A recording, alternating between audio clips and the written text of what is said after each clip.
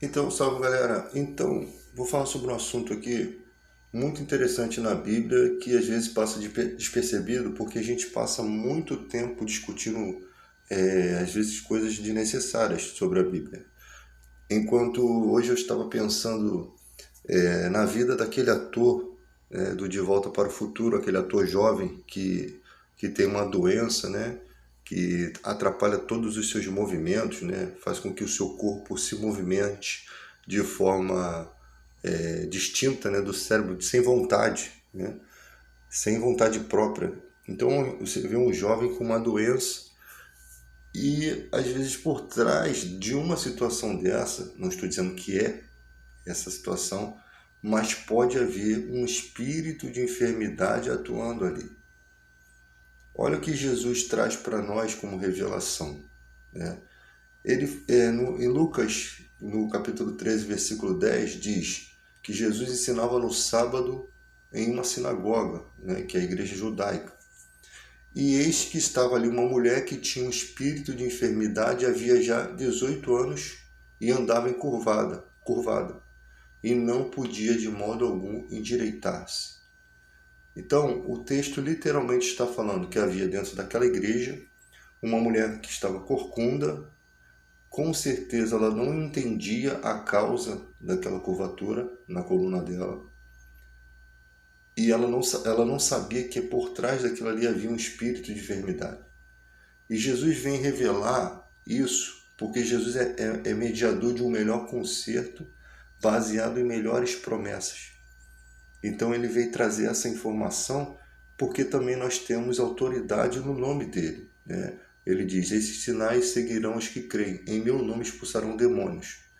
Então, como Jesus está vindo trazendo a luz, sendo a luz, né, uma revelação sobre espíritos, né, sobre o poder deles contra o mal, né? Quem é esse mal? O mal são os anjos caídos, né, que nós entendemos pela Bíblia, que seguiram o Satanás, né?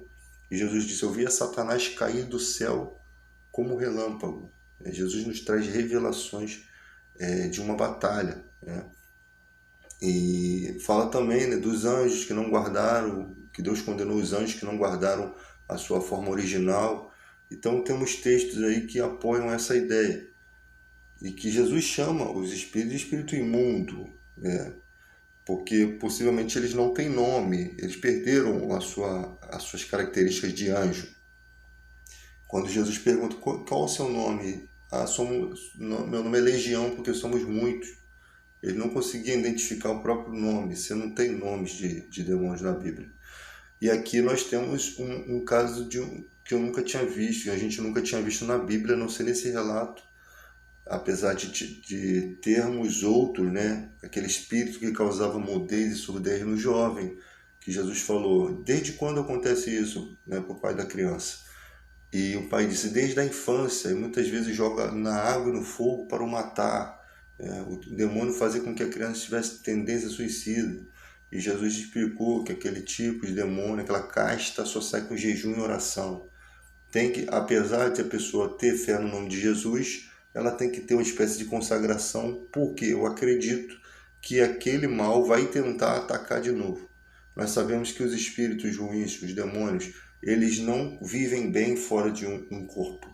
Por isso clamaram a Jesus para possuir os porcos, quando eles possuíam aquele jovem, aquele homem gadareno, né, que estava entre os sepulcros, se cortando e atacava e arrebentava cadeias de bronze, tinha uma força, né, incrível, e as pessoas tinham medo daquele cara. Então os demônios, eles pedem para ir para os porcos. Por quê? Porque quando o espírito está fora do corpo, diz a Bíblia, que ele anda por lugares áridos, ele não encontra repouso. Aí ele diz: eu vou tornar para minha casa.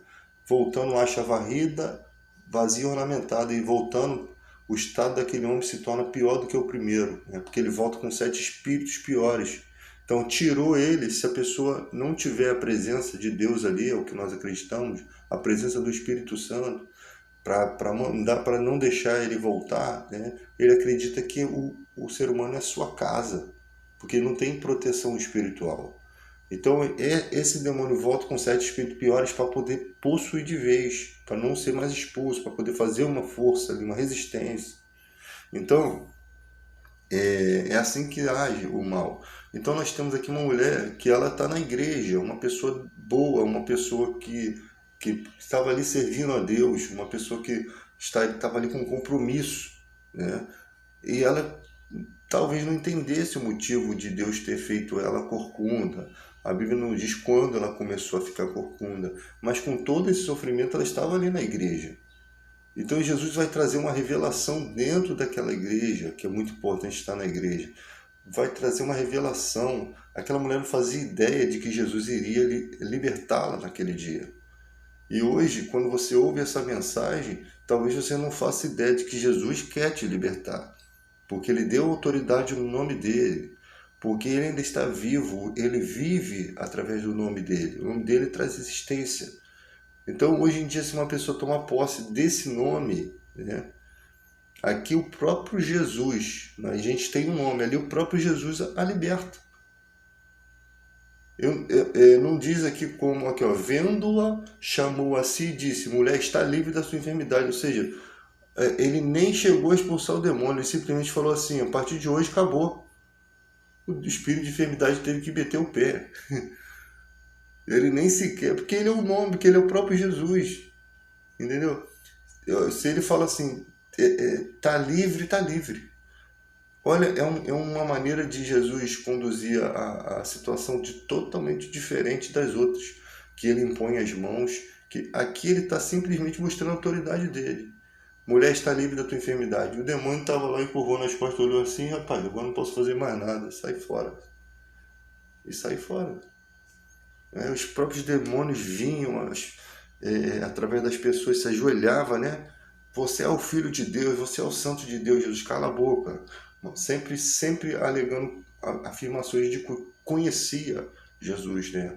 Que conhecia o poder, de que conhecia que Jesus era o Filho de Deus. E aí Jesus pôs as mãos sobre ela, tomando, pôs as mãos sobre ela e logo se endireitou e glorificava a Deus. Então aqui eu não sei se esse pôr as mãos significa que ele fez alguma oração. O simples fato dele ser Jesus colocou só as mãos, né? Ali não fala que o texto que ele, se ele repreende o espírito, não fala nada, porque geralmente quando Jesus faz isso, geralmente é narrado pelas pessoas que estavam presentes e narraram a história. Mas simplesmente pôs as mãos sobre ela, né? E ela se endireitou e glorificava a Deus, ou seja, ela ficou alegre, ela começou a dar glória a Deus, ela começou a ver como Deus era maravilhoso, que foi ali, enviou o seu filho naquele dia, exclusivamente para libertá-la. Ou seja, ela sabia que Deus via o sofrimento dela, ela sabia que ela era digna, né? Que ela tinha fé, ela estava ali tentando buscar a Deus e ela encontrou. Né? Aquele que bate, a porta se abre, aquele que busca, encontra, aquele que pede, se dá. Né? Jesus mesmo fala, né? Qual é o pai que se o filho pedir pão lhe dará uma pedra? Né? Se ele pedir ovos, lhe dará uma serpente. Qual é o pai que vai ser ruim com o seu filho? Imagina Deus. Quanto mais o Pai Celeste dará o Espírito Santo aos que lhe pedirem. Então, aí começa a afronta contra Jesus. Tomando a palavra o príncipe da sinagoga, indignado, porque Jesus curava no sábado. Ou seja, ele não teve sensibilidade alguma para enxergar a maravilha que foi feita diante dos seus olhos. Ele não teve sensibilidade nenhuma para ver uma mulher que possivelmente ele conhecia e sabia que estava 18 anos corcunda. Para ele o milagre não significava nada. O que significava é que Jesus quebrou uma lei, né, na mente dele. Ou seja, parece que o mal começa a entrar na mente do cara, né? Dá a entender, conjecturando é o que a gente percebe. Aí ele diz, 6 dias há que é mister trabalhar. Neste, pois, vinde para ser curado, e não no dia de sábado. Ou seja, o cara, tipo assim, Dá a impressão que o cara quer botar a mulher corcunda de novo e falar assim, ó, volta só quando for o dia certo para se curar. Aí Jesus respondeu-lhe, porém, o Senhor, e disse, hipócritas, no sábado, vocês não desprendem da manjedoura cada um de vós o seu boi ou jumenta e não leva a beber? Olha, e ele fala, e não convinha soltar dessa prisão? No dia de sábado, essa filha de Abraão, a qual há 18 anos Satanás mantinha ela presa. Tinha presa. Olha que hipocrisia. Porque quando Jesus fala hipocrisia, é porque aquele cara sabia da ação hipócrita que ele estava tendo. Eles sabiam que aquilo não era impossível de ser feito. Por quê? Porque olhando para a vida das pessoas, no dia de sábado, as pessoas faziam coisas também, simples, coisas boas. Não era trabalho nenhum libertar uma pessoa ali para Jesus. Ali, ele mostra que o ser humano, nos seus afazeres, desprendia, né, o seu boi e levava para beber água. O bichinho estava com sede e essa mulher estava com sede de justiça, com sede de Deus, com sede de libertação, com sede de estava sofrendo nas mãos de algo que ela nem conhecia, né? De algo que ela não sabia por quê. Então, é impressionante como nós perdemos tempo falando de muitos assuntos, enquanto no mundo todo podem ter espíritos malignos vivendo na vida das pessoas, causando inúmeras doenças. Não diz a Bíblia que todas as doenças são causadas por espírito. Epafrodito era companheiro de Paulo, era um homem de Deus e adoeceu mortalmente. Então você tem questões na Bíblia, né, que você pode adoecer, mas em casos específicos pode ser espírito de enfermidade. Podem ser espíritos de enfermidade. Se fizesse um exame científico nessa mulher, um exame médico, a pessoa ia falar assim, você tem escoliose, você tem um problema na coluna. Lógico que tem um demônio montado nela.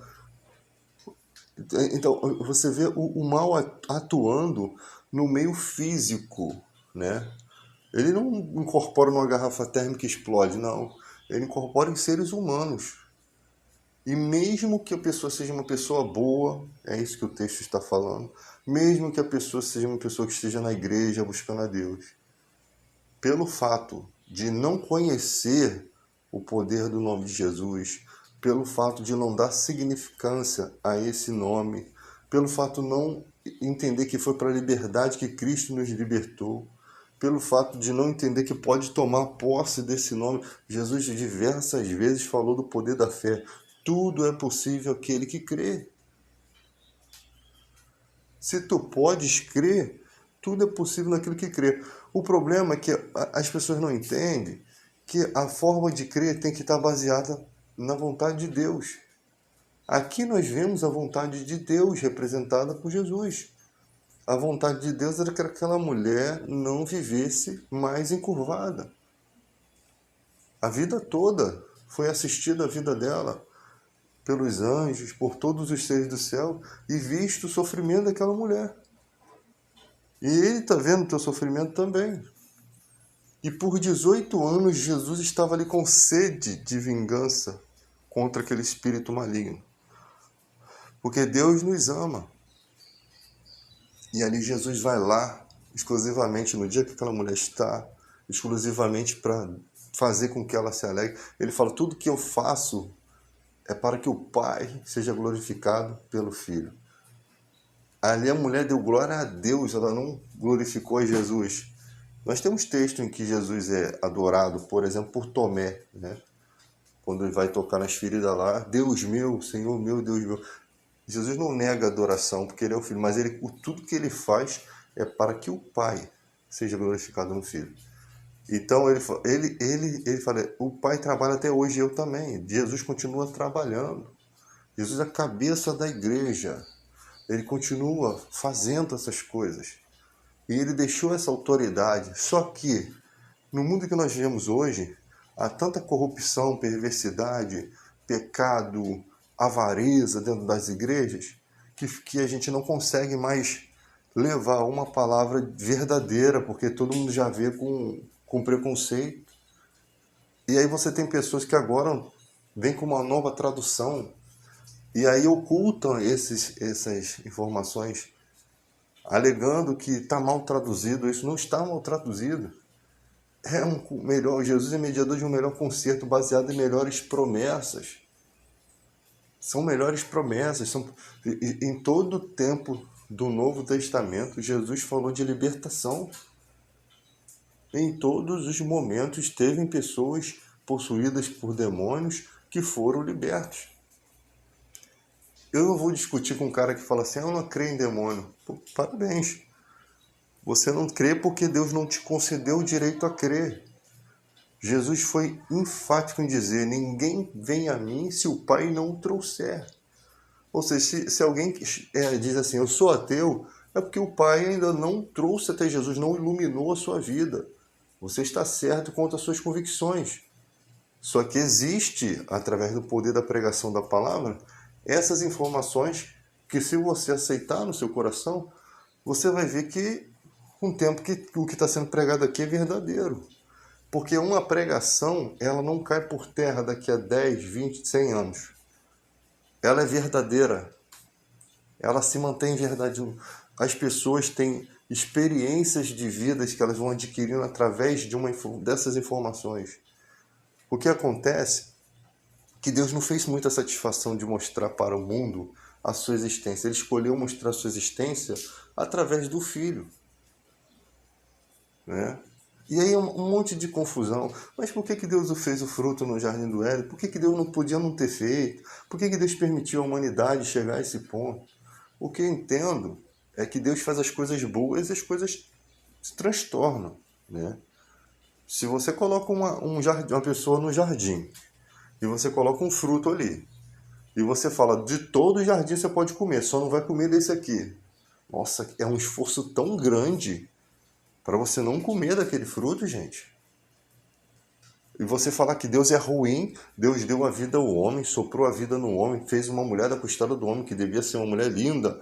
Imagina você estar num paraíso, com tudo, e você achar que ainda precisa de mais alguma coisa. E Deus, ao entardecer do dia, vinha falar com o homem. E Deus estava ali, botou o homem ali para poder cultivar, para poder cuidar desse ser humano, desses seres humanos. Né? Tinha um plano ali. Ah, mas Deus sabia o futuro. Mas, os planos de Deus não são conhecidos por nós. Deus sabia que ia pecar? Sabia. Mas só que Deus faz dessa forma. Ele dá a condição de obediência. Se os anjos caíram do céu com Satanás, é porque eles também seguiram um caminho errado. Eles também tiveram o direito de desobedecer. Então o Criador faz uma coisa incrível, igual a história supostamente da palavra Lúcifer, né? Foi feito um ser anjo de luz e tal. Com certeza, eu não posso afirmar que foi dessa forma, mas com certeza foram feitos bons. Foram feitos com alguma glória, até melhor do que a dos homens, né? E com certeza, para serem expulsos do céu, a ponto de Jesus falar que viu Satanás cair do céu como um relâmpago, com certeza foram feitos bons e se corromperam. E você tem essa galera toda que seguiu a ele, e você tem uma boa galera no céu que não seguiu, que fez o que era certo. E até hoje são anjos, e até hoje vivem diante da presença de Deus. Né? Então, você percebe que Deus fez lá um jardim magnífico e só deu a ordem para que não tocasse. E ali vem um tentador, né, uma serpente, que, como Satanás é o pai da mentira, e quem está trazendo ali uma afronta contra a criação de Deus é o mal, Deus permitiu que o ser humano fosse tentado. Né? E ali houve a queda. Havia informação de que se comesse, morreria. E as pessoas não entendem isso. Não era pedir demais para que o homem, para que a mulher não tocasse naquele fruto. Não era nada demais pedir isso. Você tem um paraíso todo, você tem... Adão nomeou os animais, você tinha ali um paraíso perfeito, mas que se exigia um mínimo de respeito a algo que Deus colocou. É como a palavra, né?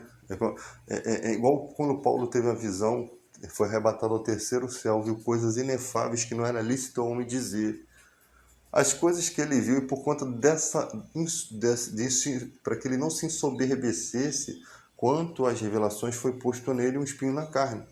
E ele clamava a Deus, ele dizia que aquilo era um mensageiro de Satanás, ele clamava a Deus para que Deus tirasse aquilo, até que ele entendeu que se Deus colocou aquilo é porque tinha alguma coisa importante, porque Deus não é mau, Deus não é fazer uma coisa para causar mal, né? E ele percebeu que aquilo fazia ele ser mais forte. Quando ele percebeu, ele glorificou a Deus e parou de pedir a Deus que tirasse aquilo. Então ele vence porque ele entende, quando eu sou fraco é que eu sou forte, ou seja, Deus quer que eu seja mais forte, então precisava de que me mostrar as minhas fraquezas, precisava que eu fosse fraco para que eu não me soberbecesse e me destruísse, porque a soberba iria me destruir. Então Paulo consegue compreender a magnitude da inteligência de Deus. É como você fala assim, cara, se Deus fez isso, é porque Deus, ele sabe o que está fazendo. Não, o erro não está nele. Por que me colocou isso? O erro não está nele. Eu também não estou errado, literalmente não estou errado. Mas eu preciso ser mudado em alguma coisa. E aí Paulo fala assim, quando sou fraco é que sou forte. Ele começa a recapitular a vida, ele começa a ver como é que estava a sua estrutura. Poxa, ele veio de uma revelação, ou seja, eu desejei essas revelações, eu desejei ter mais de Deus, e Deus está, da forma dele, me mostrando o caminho. Porque eu preciso ser forte contra a soberba, porque o mal ele vai tentar você em todas as esferas.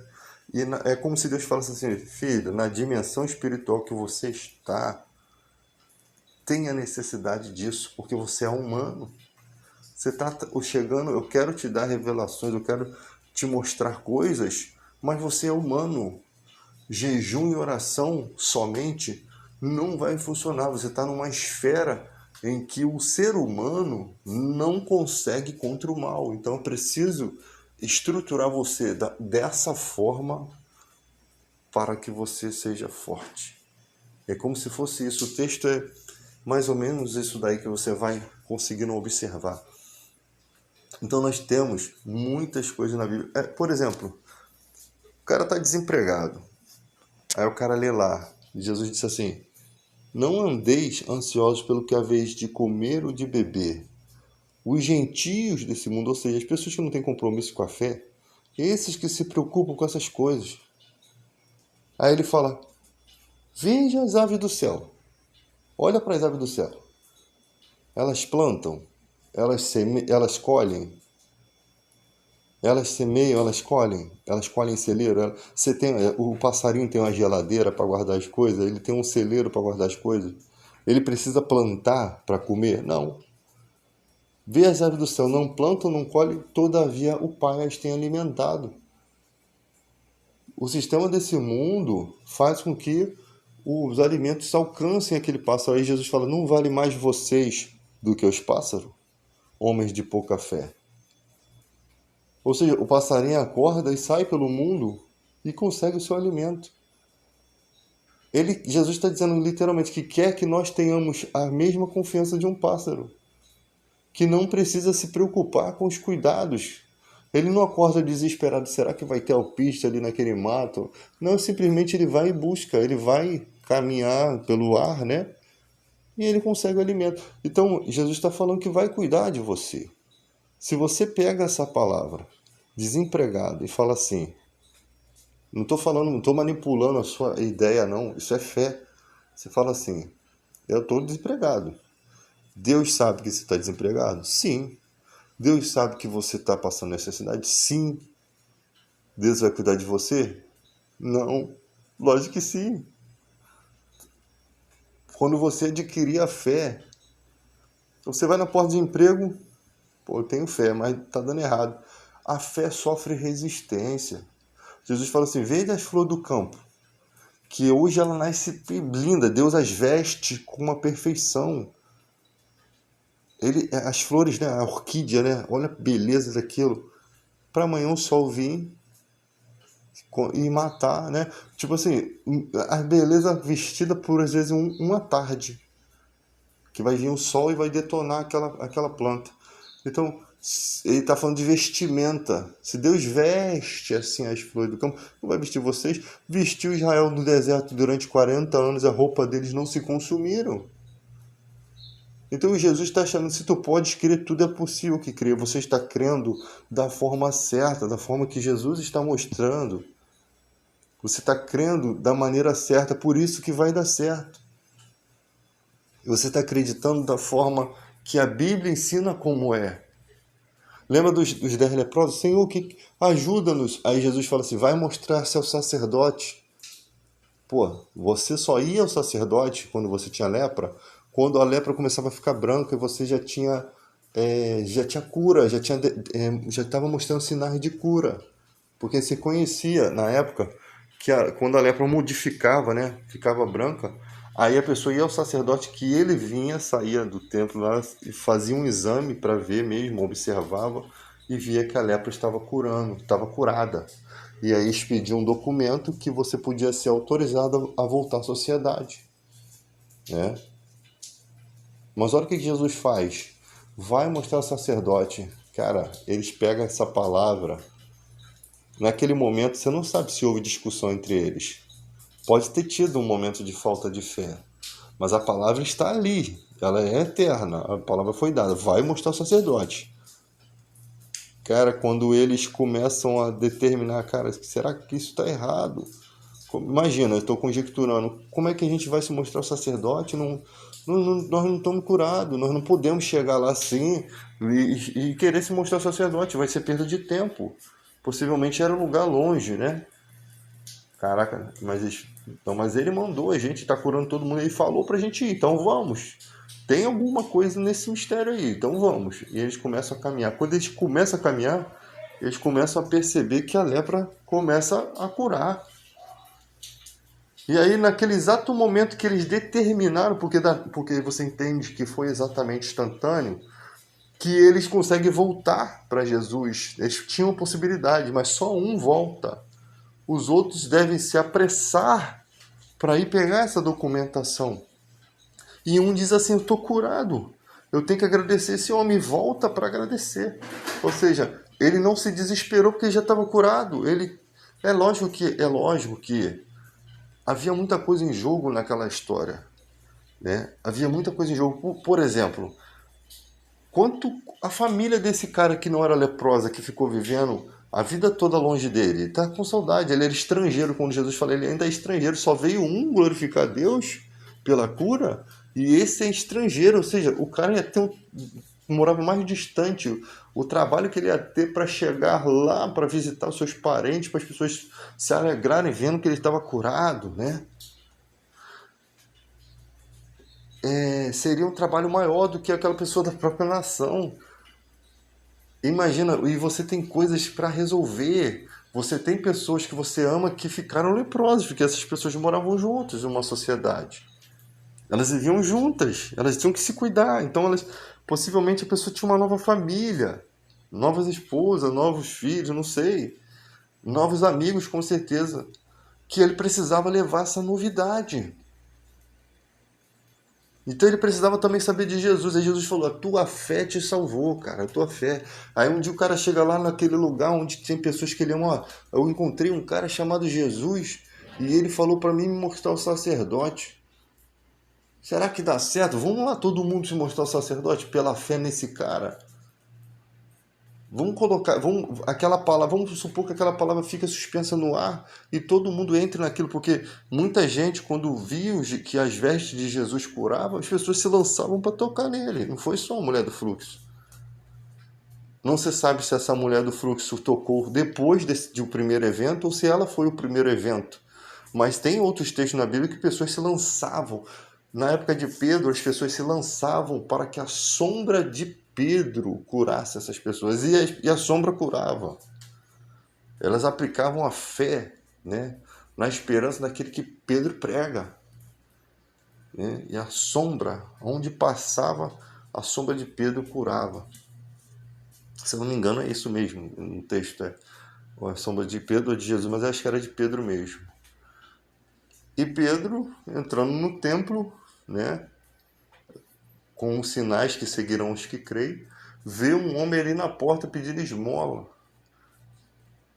E Pedro vai lá, eu vou curar esse cara. Viu que o cara estava atento à pregação ali, estava atento. Você tem uma esmola? Aí ele fala assim, eu não tenho ouro nem prata. Em nome de Jesus, aquele que eu creio, levanta-te. Aquele homem ganhou força, aquela palavra entrou com uma marretada. Ela entra com poder na vida daquele cara que ele começa a sentir-se curado, ele começa a sentir o poder de Deus vindo e tomando o corpo dele curando. Mas vai ter gente que vai falar assim, caraca, e agora? Como é que eu faço? Eu tô aposentado no INSS, agora que o governo souber que eu tô bom, não vou mais receber aposentadoria. Tem gente que ainda é miserável para pensar dessa forma. E o cara ganha força. E Jesus cura cego de nascença. Pessoas que nascem cegas, que nunca viram a luz. Pessoas que morrem sem nunca ter visto a luz. Você sabe que coisa interessante. O cara nunca. Ele não assimila. O sonho do cego, no sonho ele é cego, ele nunca viu nada. Dizem que a pessoa que ficou cega depois de um tempo, ela ainda no início ainda sonha com algumas coisas, porque ela já viu coisas, ela já aprendeu, né? O cérebro dela sabe assimilar o que é uma porta, o que é uma janela, o que é uma fruta. Mas essa pessoa, depois de um tempo, também não enxerga mais no sonho, porque o cotidiano vai assumindo, né? Eu estudei um pouco sobre isso, e isso é relato de pessoas cegas mesmo. Eu gosto de sempre trazer informações daquilo que eu estudo, que às vezes a gente pode falar uma lorota, né? Na nossa cabeça, coisas que a gente pensa que é de uma forma, quando na verdade não é.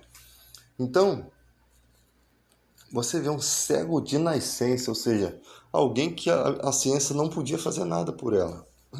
Alguém que a ciência já se acostumou a dizer, não, é assim mesmo. Jesus vem com o sobrenatural. É diferente. Tem gente que vai dar testemunho na igreja. Não, o médico desenganou ele e tal, mas ele foi curado e tal. Pô, graças a Deus a gente tem. A gente dá graças a Deus pela vida dos médicos também. Graças a Deus e graças aos médicos.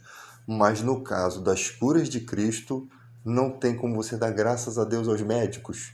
Porque não tem o poder de Cristo, de Deus e do nome de Jesus, não tem nada a ver com os médicos.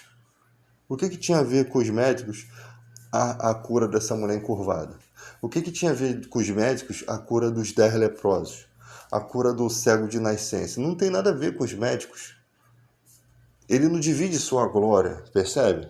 Não estou dizendo que você não tem que ficar grato por Deus ter dado. Às vezes você tem que orar até para você não cair na mão de um médico maldito, né? Uma pessoa do mal, uma pessoa que vai te fazer o mal, uma pessoa que vai te aplicar alguma coisa para te prejudicar, ou de uma pessoa que é imprudente, não é uma pessoa ruim, mas é um médico que tá nem aí para nada, né? Ele tá falando aqui no telefone e te aplica uma injeção errada, né? Então o cara não leva a sério o trabalho e acaba prejudicando a vida do outro. Então a gente tem que orar a Deus até para a gente ser livrado desse tipo de mal, né? Da imprudência das pessoas. Então você percebe que Deus não divide sua glória. Onde está a ação dos médicos quando Pedro disse, não tem ouro nem prata, mas em nome de Jesus levanta? Então, o poder do nome de Jesus, cara, são coisas que a gente tinha que estar todos os dias na igreja experimentando, falando sobre. trazendo as pessoas para ouvir isso, fazendo com que as pessoas acreditem nisso, porque isso é verdade. Isso não é uma falácia, isso não é uma mentira. E aí os caras ficam assim, Deus existe? Me prove. Quando o cara bota isso, o cara não quer nada com Deus. Não se quer Deus, ele só quer um debate, ele só quer seguidores, ele só quer estrelato, né? Nada que um homem comum não faça. O cristão não precisa disso, de bater boca. A igreja não está aqui para afrontar a sociedade. A igreja está aqui para entender o que são nascidos da carne é carne, o que é nascido do espírito é espírito.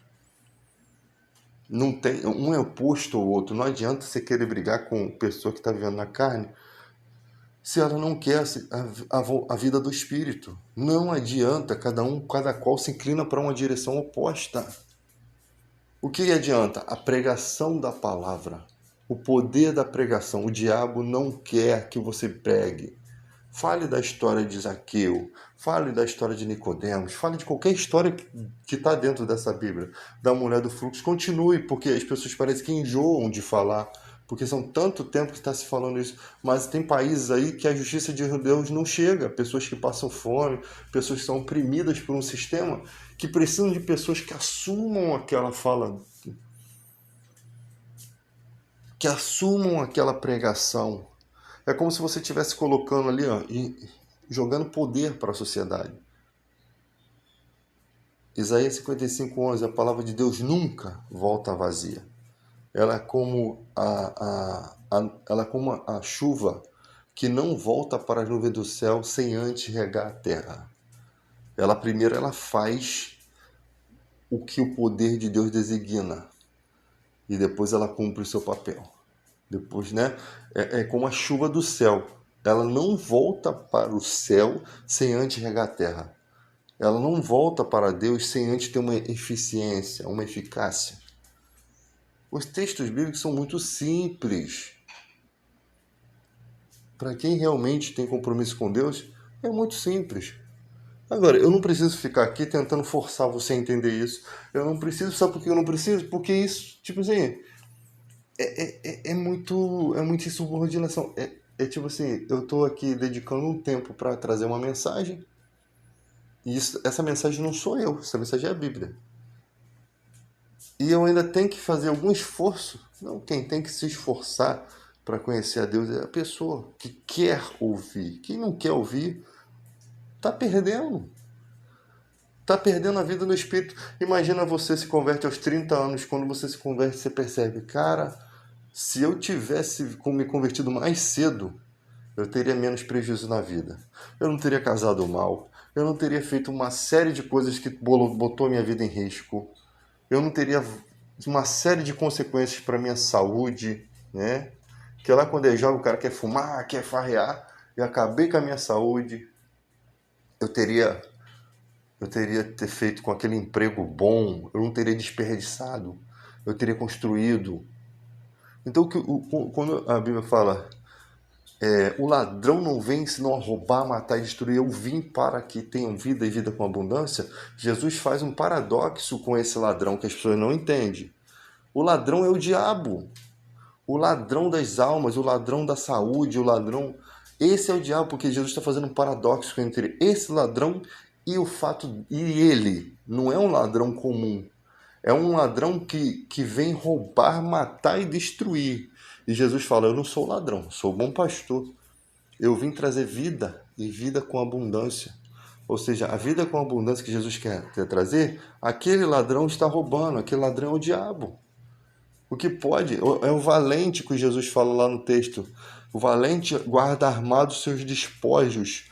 Sobrevindo, porém, o mais valente venceu e tira-lhe os despojos. Tira a armadura em que confiava.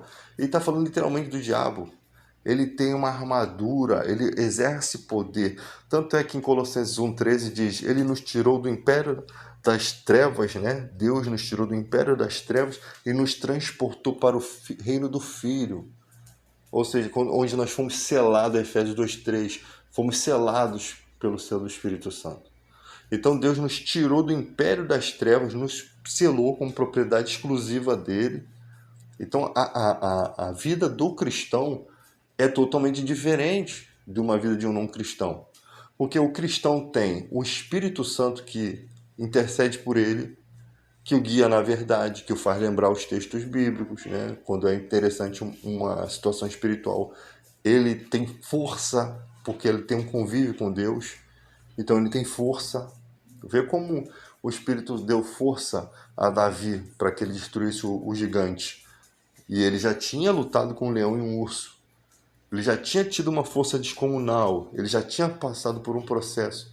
Então ele clama a Deus por aquela mesma força. Ou seja, Deus me deu essa experiência e ele vai estar comigo nessa luta, porque eu estou lutando pelo povo dele, contra a afronta desse homem aí. Davi entende que ele era o cara certo para estar ali. Tá? A vida chegou Davi foi um cara que não chegou a ser rei por herança de família, não. Ele lutou para estar ali. Tá? Teve desafios para estar ali. Mereceu estar ali. A vida dele esteve em risco e era um corajoso. Era aquilo que Deus precisava. Um homem temente e corajoso. E a coragem dele vinha de Deus. Aí ele fala: achei a Davi um homem segundo o coração de Deus que fará todos os meus desígnios. Então, gente, isso aqui é para ser meditado. Isso aqui é para ser estudado. Isso aqui é para ser experimentado na sua vida. Para você ter sucesso, para você levar isso para outras pessoas, para você ver na vida das outras pessoas o poder dessa palavra, tá?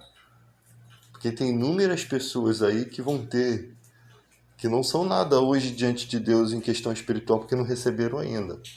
Mas tem inúmeras pessoas que serão grandes pessoas por meio, às vezes, da sua palavra que você pregou lá atrás. Às vezes o cara que senta lá no banco, lá do último banco da igreja, foi aquele que pregou por Billy Graham. E ele se regozija, ele se alegra em ver aonde aquela mensagem que um dia ele pregou fez um outro ou uma outra pessoa chegar. Porque são os pais que têm que deixar a herança para os seus filhos. E não os filhos para os pais. Entende isso? São os pais. O pai é aquele que semeou aquela mensagem. Ele deixou uma herança. E ele se alegra em ver a outra pessoa indo mais avante, porque os filhos são como flecha na mão do valente. Você lança a flecha o mais longe possível. E você se alegra, porque você sabe que aquela pessoa chegou ali porque um dia você pregou a palavra. Aquela pessoa que pregou lá atrás na minha vida foi uma pessoa que dedicou tempo, dedicou esforços para tentar me convencer, para mostrar a palavra. Uma pessoa que viveu. Eu lembro dessa pessoa, não lembro de como ela é, mas eu sei quem foi, mas não lembro a aparência física. Isso foi uma pessoa, num trabalho, que foi um dia só para o trabalho, para estar ali para levar mensagem para mim. E aquele dia começou a sede pela palavra. O cara rendeu um plantão no trabalho. Foi isso. E naquele dia começou todo esse processo evolutivo de desejar a palavra. Por quê? Porque havia poder naquilo que ele disse. E aquilo entra na sua alma, ela entra de uma forma que você não entende. Porque Deus preparou aquele dia para mim. E Ele vai preparar o dia para você. O dia em que você... Aquele que busca encontra, aquele que pede recebe, aquele que bate a porta se abre. Porque o Evangelho está disponível para quem quer. Para quem quiser. Então eu falo para as pessoas, cara, você quer... Às vezes chega um debate que não chega a lugar nenhum. Eu falo, cara, se você quer Deus, se você quer conhecer isso aqui, converse com Deus sinceramente. Cara, quem é você, Deus? Se revela. Fala para mim quem você é. Mostra para mim. Se você for sincero, Deus começa um processo na sua vida. Pode não acontecer nada naquele momento, mas pode ter certeza que a partir daquele dia as coisas vão mudar. E aí você vai procurando a palavra, mas vai com sensatez. Ouve. Às vezes tem muita coisa que você não aceita, por quê? Porque você ainda não está... É como se o professor tivesse com um livro de física e você ainda não tivesse o entendimento daquilo. Quando eu começo a falar que as pessoas falam, você está pregando? Eu falo, gente, é a forma da gente fazer. Como é que o cara vai falar de Machado de Assis se ele só leu Sun Tzu, só leu algum livro do Sun Tzu? Tem como você falar de uma coisa que você não lê, que você não estuda. Então, é isso, galera.